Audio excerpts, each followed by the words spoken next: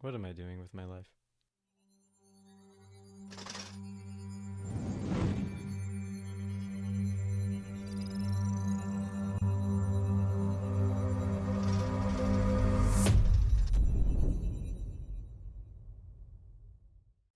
Hello everyone and welcome back to the Batfeed, your source for Batman news, lore, and so much more.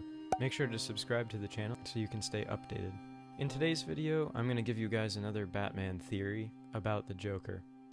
So without further ado, here we go. The Joker is Batman's arch-nemesis and has plagued Gotham City for years with numerous plots, schemes, and murders, and pretty much just general mayhem overall. One of the trademark things about the Joker is that he seems to be completely and utterly insane, crazy, and off his rocker in all regards. He has crazy gags, a crazy obsession with Batman, and does so many horrific things that he has to be insane, right? Or does he?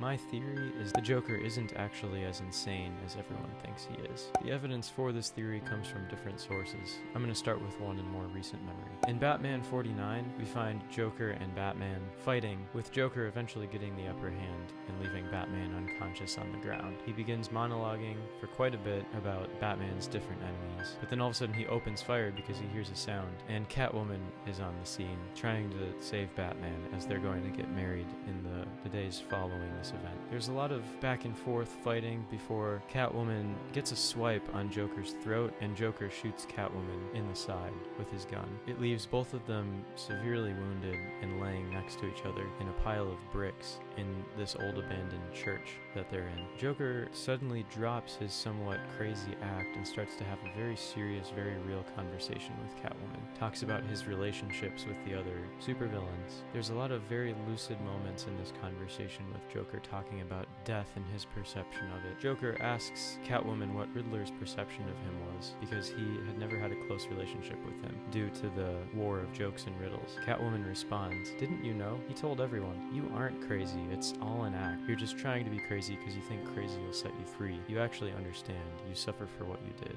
Or do. He responds, yes, I see. And what do you think? Catwoman doesn't give a very straightforward answer, and they lay in silence for a bit. They begin to talk about the wedding in great detail between her and Batman, and he asks her if she's talked about it with him. She says no. He says, "You should talk about it. These things can't be done last minute, trust me." And what I find very interesting about this whole interchange is it shows that Joker has some kind of experience living normal life, and even cares to a degree about Catwoman going through this experience. Someone who is crazy wouldn't be able to have that lucid of a conversation. My next bit of evidence comes from a less comic-related source. It's more just the definition of the word insane itself. Insanity is defined as a lack of awareness of one's actions or the consequences of one's actions. I don't believe that Joker is. I think he's very aware of what he does, and it's further proven by the next bit of evidence. In Batman number 649, Jason Todd has Joker tied up after tracking him down. This is well before Jason Todd became an anti-hero and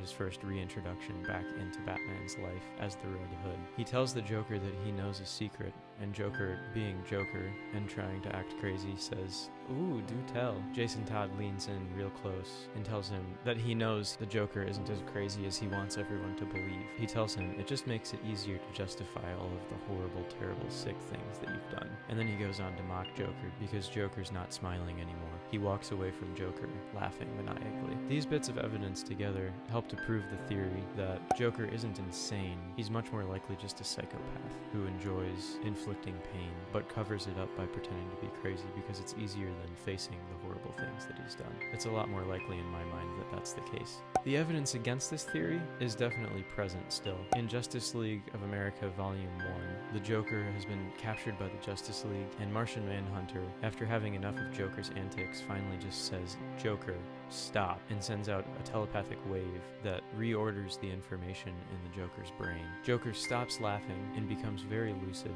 and actually cooperates willingly with the Justice League, showing lament and regret for all of his past actions. This is a little bit of evidence against, because in order for Martian Manhunter to reorder the information in the Joker's brain, he would have to be insane. And I guess what it boils down to is different writers' interpretations of the character. The second bit of evidence against is from Legends of the Dark Knight, number 142 to 45, where Joker temporarily becomes sane after being shot up by the League of Assassins. Batman puts him in the Lazarus pit, and he comes out and is arrested and shows extreme remorse for all of the people he's hurt and killed. He says, "Sanity is such a burden." This also implies again that the Joker was crazy and that the Lazarus pit would have healed him of his insanity temporarily, but I don't think that that's very likely. I think it's much more likely that Joker is just an impulsive psychopath without much self-control. If you liked this theory video, give me a like below and comment your thoughts. Also comment if there's any evidence for or against this theory that I've forgotten and that you might be aware of. I'd love to hear from you guys and improve the content that I'm putting out any way that I can. Keep an eye out for more updates, because we're going to be putting out more information about our stop motion project soon,